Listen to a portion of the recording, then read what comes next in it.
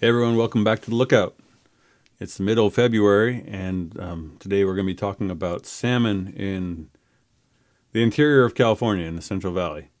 If you're just joining us, the Lookout is a geography channel focused on wildfire and water. We're based out of Chico, California. I've been working as a geographer out of Chico for the last 30 years, and my main tools are mapping. And so we're going to take some map-based tours, look at some data on the map, and kind of tell the story of the salmon in the Northern Sacramento Valley. We're going to focus on Butte Creek salmon because Butte Creek's got kind of the healthiest wild run, and we'll talk about why that is. And then we're going to talk a bit about a project we're doing here that involves making some salmon out of metal. So thanks for joining us.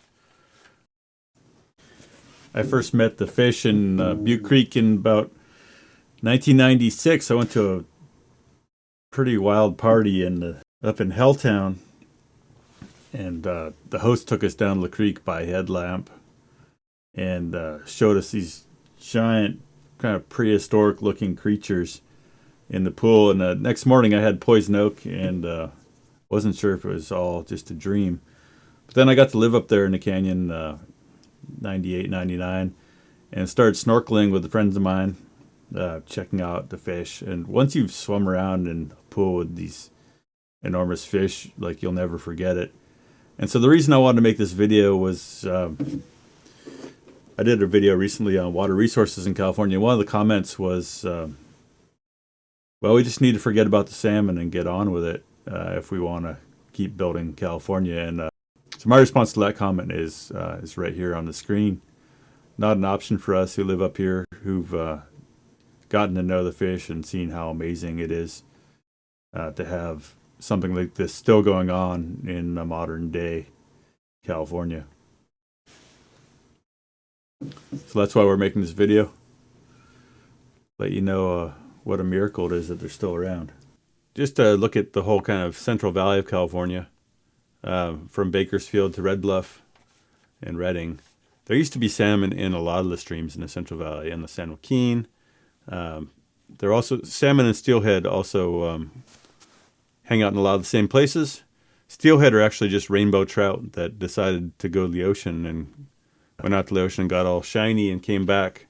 But they're the same. Some rainbow trout just stay close to home, and other ones go to the ocean. Anyway, we used to have an incredible number of different fisheries in California in the interior that were anadromous. Anadromous fish go to the ocean to grow and get large, and then they come back inland and spawn in freshwater. So one of the reasons that we don't have that many salmon all over the place anymore is dams. You look along all the major rivers in the Central Valley and you've got dams. So here we're looking from over the Bay Area, up the Sacramento River, up the Sacramento Valley, up to Mount Shasta and the northeastern corner of California. And these blue lines are salmon migration routes. Green lines are places the salmon can rear, grow large before they come back out to the ocean. And red lines are the places that salmon actively spawn. So then the outline here shows the Sacramento River watershed, all the area that drains into the Sacramento River. And all these places in yellow are places where we don't have steelhead. Now, some places there weren't steelhead naturally in the past, but a lot of these places there's no steelhead because dams block the passage of fish. Either major dams like Lake Orville, which blocked the entire Feather River Basin, or Shasta Dam, which blocks the entire upper Sacramento River watershed, or just lots of small dams that were never built with fish ladders. So there's been a huge amount of work done to build fish ladders on dams on places, say, like Butte Creek. But there's still a lot of barriers to migration of fish that basically keep ocean-going fish out of huge portions of a landscape where they used to be abundant. And this pink line is the route that Butte Creek salmon follow to get from the ocean up to where they spawn up above Chico. Anyway, the Butte Creek fish, they come up here, they swim up through the delta. They get up here above Antioch, and Sacramento River kind of splits. This is the delta here that we've talked about quite a bit. So here's Lodi, Stockton, down off the bottom here. Sacramento's up here. And so as you come in, the delta is where the Sacramento River and the San Joaquin River basically split. And so the fish that are coming up the Sacramento River come up here by Rio Vista. And then there's the Sacramento Deepwater Shipping Canal. And I don't know which way the fish go. But anyway, they come up here through Clarksburg and Sacramento in the main stem of the Sacramento. And they keep going up past the Sacramento airport. And then up here, when we get to Verona, kind of up by Knight's Landing, the Sacramento River has a confluence with the Feather River. And the Sac River continues up towards Colusa, and the Feather River goes up towards Yuba City. And in the middle here, we've got what's called the Sutter Bypass. So this is the first major turn the fish have to take off the Sac River. And you would say, why would Butte Creek be coming into the Sacramento River way down below the Sutter Buttes? That's a good question. But the water, that's where the water comes from. It goes down, it goes through these weird systems, and we'll follow that. The fish smell the water that they were born in, and they come back upstream. So these fish, when they get to the Sutter Bypass here, they peel out, and Butte Creek actually flows in this canal that was dug to dig out the dirt to build the Sutter Bypass. So the Sutter Bypass is a flood control canal, basically. It's an area between two big levees. So when the Sacramento River is at a stage where it could flood, they divert water up around Colusa out of the Sacramento River, and it goes into these diversions, and it ends up in the Sutter Bypass. But anyway, the Sutter Bypass has got these ditches that were dug when they built it, and that's where Butte Creek flows now. So fish come upstream, they go up the east canal of the Sutter Bypass, otherwise known as the Barrow Ditch, because they borrowed the dirt to build these big levees. And then they get up here at the top of the Sutter Bypass, and this is I think what's called the Butte Bifurcation. And so you've got the Butte Slough here that comes down by Colusa. Here's Colusa. And Butte Creek used to connect to the Sac River here right by the Sutter Buttes at Colusa, but instead now it gets shunted around and ends up in the Sutter Bypass. So what happens here with flooding is that there's a gap in the levee here at Colusa, and that's the weir and the Colusa weir. And so the Sac River, when it hits a certain level, it goes through a gap in the levee and it floods out into here, into this kind of the Butte Slough, and then that ends, all that water gets dumped into the Sutter Bypass. So that's basically to keep like Knight's Landing and all these low areas along the main stem of the Sac below Colusa from flooding. And then that big water down here where the Sac crosses the Sutter Bypass, that becomes the Yolo Bypass, and the Yolo Bypass shunts all that water around Sacramento. And it can carry 500,000 cubic feet per second.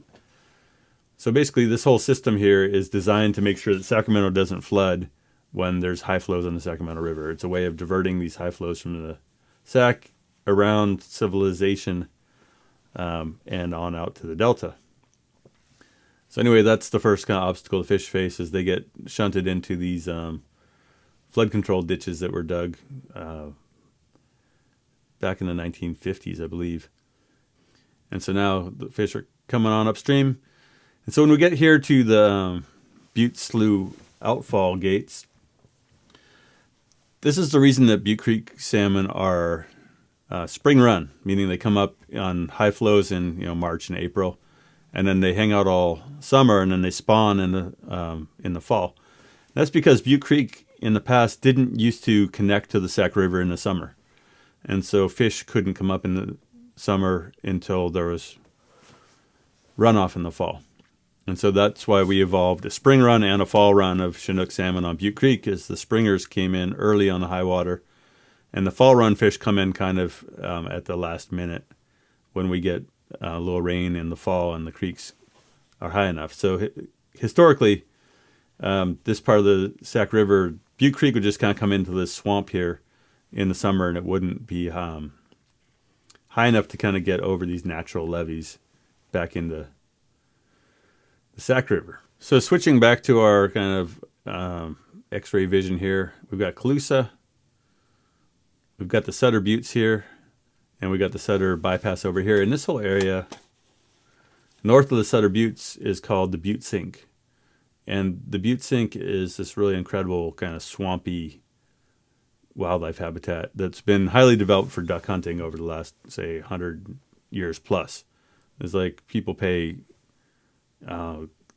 huge amounts of money to rent spots in these kind of exclusive duck clubs in the Butte Sink. As we head north here, we're looking up from the Sutter Buttes up towards Chico, and you see all this dark green is rice. Floodwaters, as they slow down, can carry only finer and finer sediment. So the river would flood, and as the water slowed down, as it got farther from the river, the coarser sediment would drop out. And that's why you've got these nice, coarse, well-drained soils along the Sac River that support orchards. But once you get farther away, the only soil that could really come there in water was the finest kind of muddy water.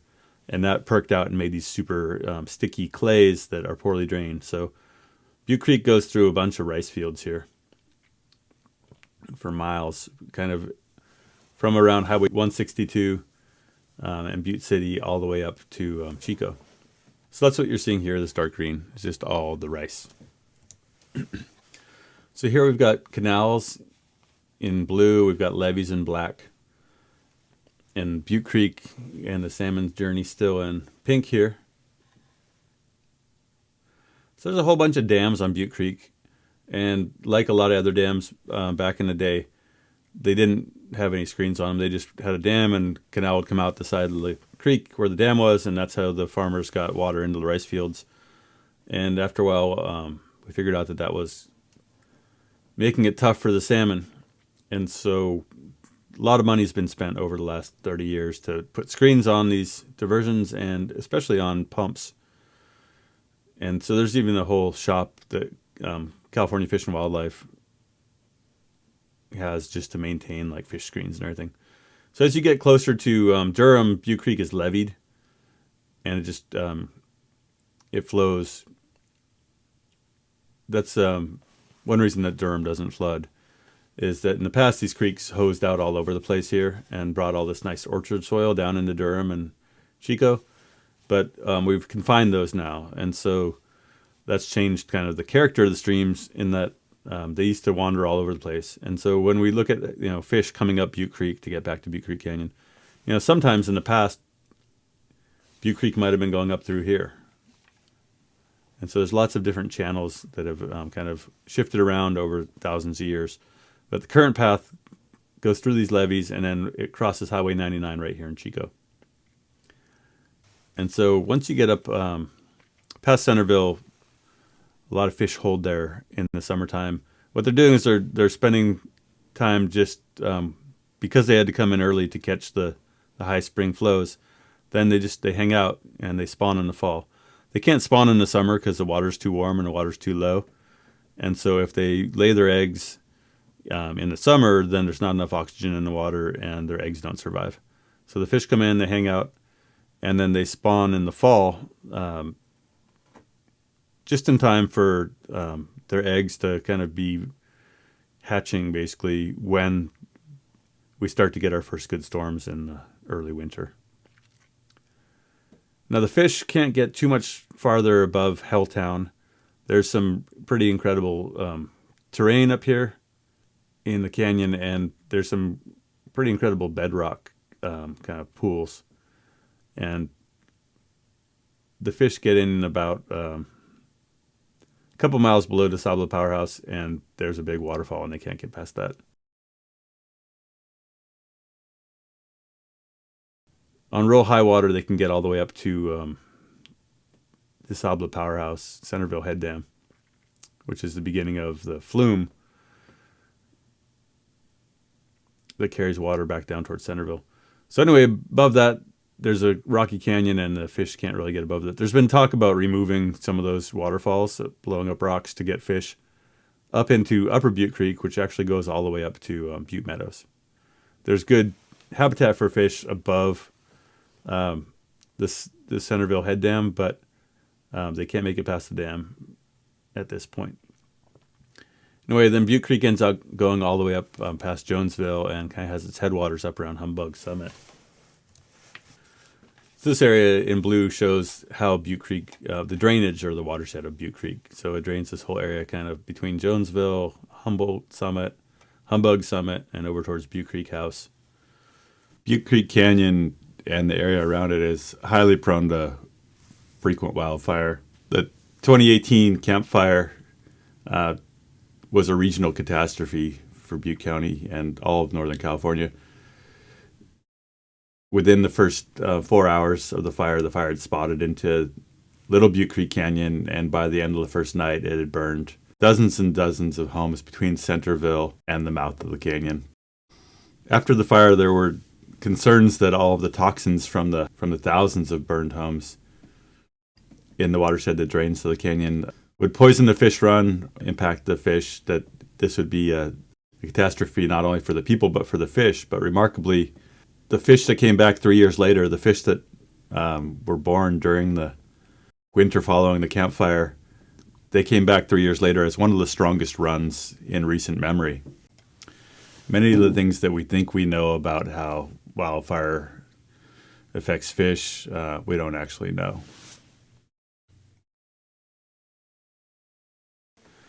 So switching back to our false color image here, this image was captured actually during the park fire in August of last year, and you can see the fire actually burning here in the foothills up towards Mineral. So the striking thing that you see in this image is just like we're looking up basically from Chico and Oroville up to Chester and Lake Almanor, Westwood, Susanville. This is the northern Sierra Nevada mountains. And this image shows just how much forest we've lost in the northern Sierra in the last 10 years. Like we've got kind of these mid-elevation forests that run from kind of up around Shingletown down through Butte Meadows. Park fire burned up into Lowe's. All this light area in the middle here, before we go off the top of this particular image, burned in the Dixie Fire. And this area over here burned in the Bear Fire in 2020. So 2020, 2021, this all burned. 2018, this all burned in the Camp Fire. 2024, this all burns in the Park Fire. And so this is kind of the heart of the California salmon runs, is this northern Sacramento Valley. So you can see the Butte Creek here is one of the only streams in this whole area that hasn't been heavily impacted by wildfire. Well, and it has actually, but not in the way that the others have. Like, so here's Butte Creek flowing up, and so we still have some forest here in Butte Creek.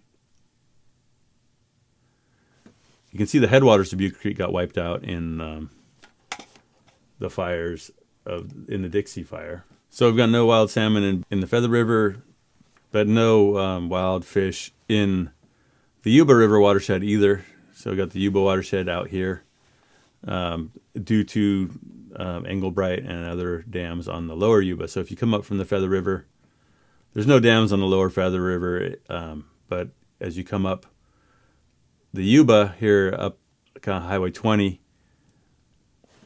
right off the bat up here by Smartsville, you've got Englebright. There's been talk about reintroducing spring run on the South Fork of the Yuba, but as long as there's these dams down in the bottom, it's not really easy to make that happen. One thing about the Yuba, so when we look at the kind of northern Sierra here, is the Yuba is kind of the last big area that has not had a ginormous catastrophic wildfire, right? On the American, we've had the Forest Hill Fire, the Mosquito Fire, had the King Fire there in 2014. Coming down onto the other side here, Cosumnes River, got the 2021 Caldor Fire. Up here we got Dixie and Bear and Camp. And then in the middle here we have the Yuba. And a lot of us who study this stuff are just waiting for the Yuba to burn. There's a lot of work going on right now to do fuels work and to keep that from happening. But when you look at the scale of how these things play out, it seems likely that in the next 30 years we're going to have a Dixie-type fire event that burns up the Yuba. So that's just from a kind of watershed standpoint, forest standpoint. That's some heavy information. We were lucky during the Dixie Fire that we didn't lose, and the Park Fire, that we have not lost this area here between Sterling City or between Paradise and Butte Meadows. It is not unlikely that it will burn here in the next 20 or 30 years. It doesn't mean we're going to lose our salmon necessarily. But for right now, the place that we're watching these things play out kind of in real time is on Mill Creek. Mill Creek burned really hot during the Park Fire. This image was captured just a day or two before a massive run on Mill Creek that then ended up blasting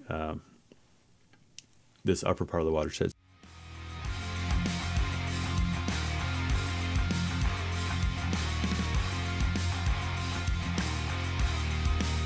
So here we're looking at the Park Fire in a kind of time period in early August where it kind of was in a little bit of a lull. We had some monsoonal moisture. The fire kind of didn't have any strong winds on it for a while, and the moistures came up, and the fire just kind of poked around, and we got some really good fire effects, actually. Some of these areas that are burned here by the fire, the larger trees survived.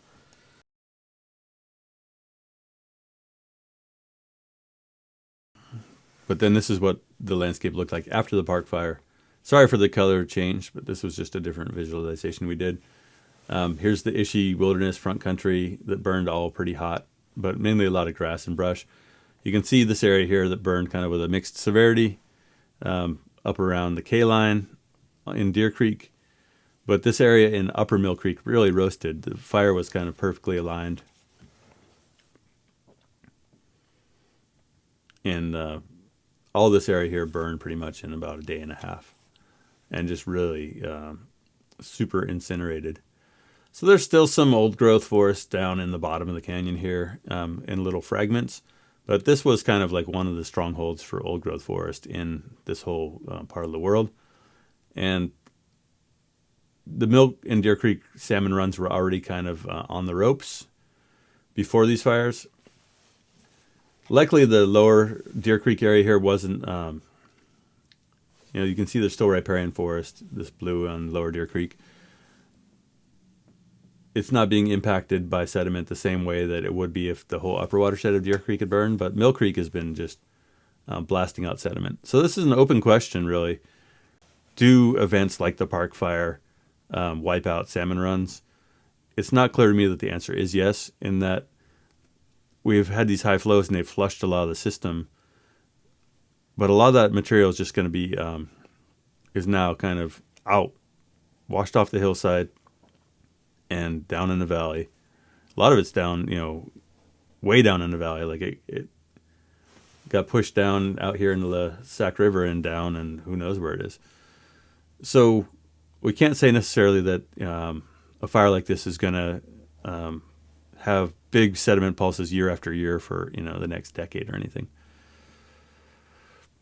But there's a lot of concern about these salmon runs, and when you look at the cumulative effect of fires across this landscape on kind of the loss of cover, loss of shade, the timing of year that the snow melts, it's pretty significant. So just for reference, this is a 2017 image showing kind of vegetation density going from Bernie down to Grass Valley and Forest Hill, 2017. And then here's the same area in last year. Yeah, so this is 7 years of change. This is the Park Fire here. This is the Dixie Fire through here. Here's the Bear Fire.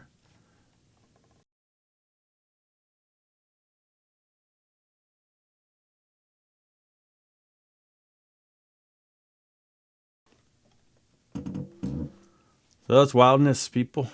Wildness.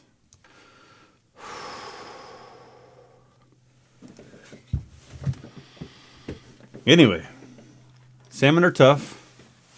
They've been through a lot. They've seen a lot.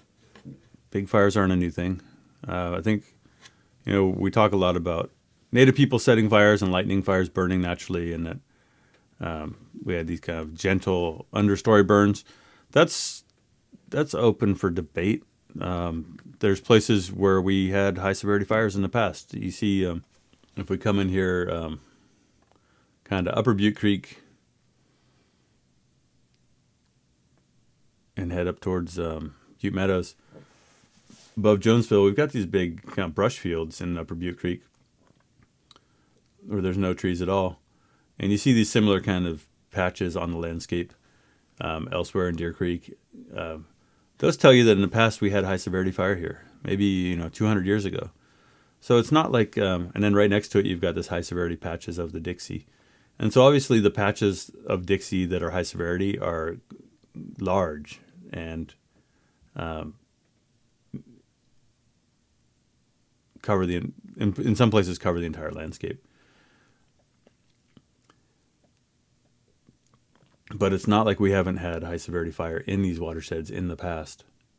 Coming over and looking at Deer Creek, similar story, that you've got these big brush fields here that are left over from things that happened in the 1800s or earlier. Big fires in the past that grew back as brush and then had other fires that burned them again and killed the trees again. So it's difficult to generalize and say that, a big fire like Dixie or Park is necessarily going to be the death knell of the salmon. The thing that's really tough on the salmon right now is they're getting it from every angle.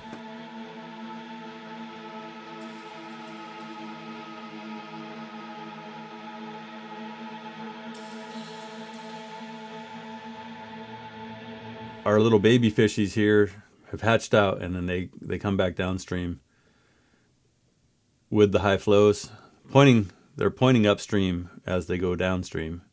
So they've got to go out through systems that are, dramatically altered, leveed. They don't have access in a lot of places to tributaries, because the creek here is between levees. In the past, where creeks come together, or where you have tributaries, the tributaries can form kind of refuge areas